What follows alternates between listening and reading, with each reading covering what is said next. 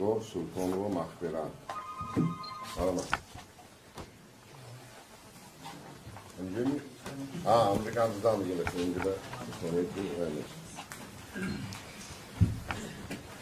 دولا کبیری من چندین سال است که آرزوی آن را داشتم که با راهبری حزب نهضت اسلامی تاجیکستان روبرو شوم، از نزدیک سخن کنم و بهای حقیقی خود را همچون مادر، همچون یک نفر فردی که در تاجیکستان زندگی میکنم نسبت این حزب بیان کنم.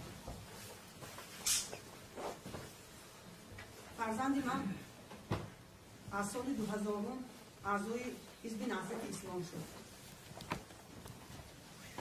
بعد از آن که وی به حزب اعضا شد، یکی از اعضایان فعال همین حزب شد.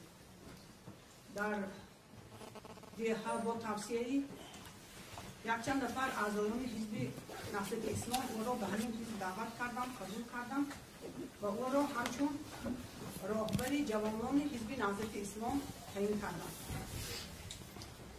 من گمان داشتم که فرزندم در زندگی راه خود را یافت. اکنون در وقت پیری به من افزای پیری می شود. خاندار 2 نفر فرزندار شد، زن دارم، ولی افسوس صد افسوس که از سال 2006 اینجانب من روی فرزندم را نمی‌بینم. محض با توصیه همین حزب، با ترغیب و تشویق حزب نهضت اسلامی تاجیکستان، فرزند من بر راهی رفته است که راه او را من نمیدانم حالا وی در کجا باشد. با توصیه اعضایان همین حزب من محض تاکید میکنم، همچون مادر، همچون یک زنی که جگر من 9 سال اینجانی پارو گشته است.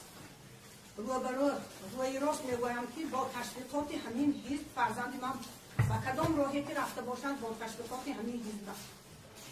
وقتی که من بعد از گم شدن فرزندم به تشکیلات حزبی ناحیه آمدم، آنها از من روی تافتند. کجا بودن اعضای خود را نمیدانستند، بنابراین از من روی تافتند.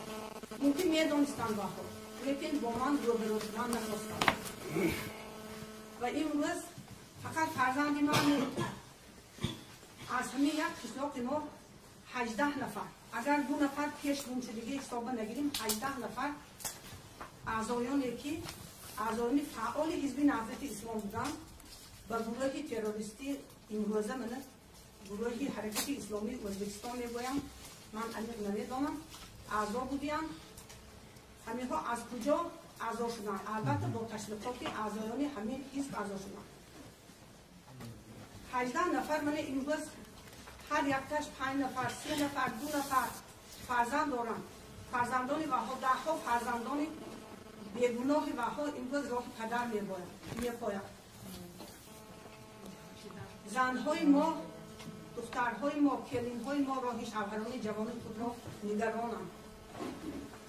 از همین سبب من همچون یک مادری که جبری همین حزب نهضت اسلام تاجیکستان را چشیدم، خودم دیدم، در همین خانه من، در نزد من، در دست من، در بغل من فرزند من به همین راه گرفتار شد.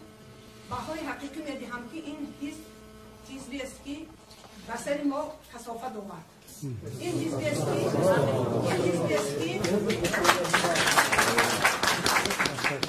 فرزندان ما را به نیستی بود. این حزبی است که به سر فرزندان ما بلا آمد. از همین سبب من میگویم که این حزب نهضت اسلام نیست، لیکن حزب نحس اسلام است که نام اسلام را داغدار میکند. راه درست اسلام را به راه خطا. فرزندان ما که قرآن را نظم میدانستند، کله جنبانی نکنید. من این چیز را خودم احساس کردم، از دست من گذشت، از بغل من فرزند من نیست شد. کسانی که کله جنبانی میکنند امروز آنهایی هستند که نمیدانند که این حزب چی مقصد دارد. من روی راست میگم، در نزد همین رئیس روی راست میگم که این حزب برای فرزندان ما، برای آینده تاجیکستان لازم نیست. ما تینجی میخواهیم فرزندان ما زنی پیشی فرزنداشند در پیشی کودکای بیگناهشند ایستد، شیند، زندگی کند و های تربیه کند. تا همین به حزب داخل شدن فرزند من یگان مراتبه یگان خیل شکایت نشنیده بودم در جمعیت و مکتبی یکی از مکتب‌های پیشقدم لیسه رقمی یکی آوازداری تاجیکستان تمام کرد بهای 4 و 5 کتی اینستیتوت تمام کرد بهای اعلی کتی لیکن بعد از آن که به حزب نهضت اسلام داخل شد من امروز نتیجه همین تربیه همین حزب به کجا برده رساند من امروز میگویم که این حزب برای ما لازم نیست تماما لازم نیست فرزندان ما رو راهگذرانندگی همین حزب بس است من نمیخواهم که فرزندان دیگر آدمان به مانند فرزند من شود دیگر مادران به مانند من جگربریان شوم من این را نمیخواهم از همین سبب التماس میکنم که این حزب برداشته شود و نمایندگان این حزب را دیدن نمیخواهم همچون مادر